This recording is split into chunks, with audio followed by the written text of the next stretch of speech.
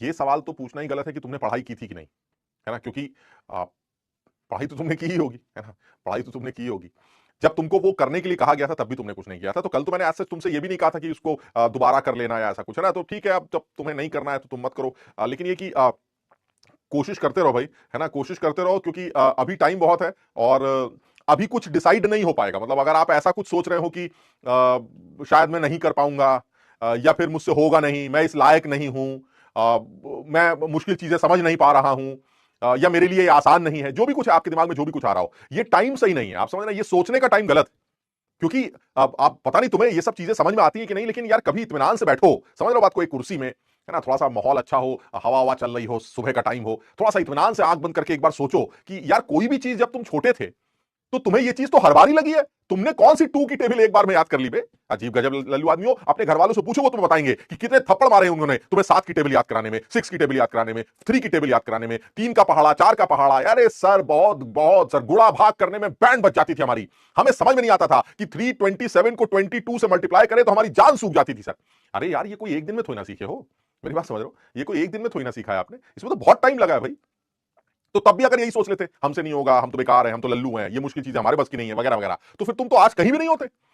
तुम लगे रहे ना तुम लगे रहे, तुम करते रहे, तुम कोशिश करते रहे। पता ये चला कि भाई आज कोई मुझसे ये कहे कि भाई गुणा करके दिखा दो, है ना, दो चीजों को जोड़ के दिखा दो, दो को घटा के दिखा दो। अरे यार, तुम कहोगे क्या बेकार की टाइम पास कर रहे हैं सर, जोड़ना घटाना भी अब सिखाएंगे क्या हमें? ये तो आता है। यही चीज इस एग्जाम के साथ भी है, बस थोड़ा सा लेवल चेंज है। अरे यार, तो आप भी तो बड़े हो चुके हो ना, थोड़ा सा लेवल चेंज है सर। ये 2 की टेबल नहीं है सर, ये आईआईटी का एग्जाम है सर।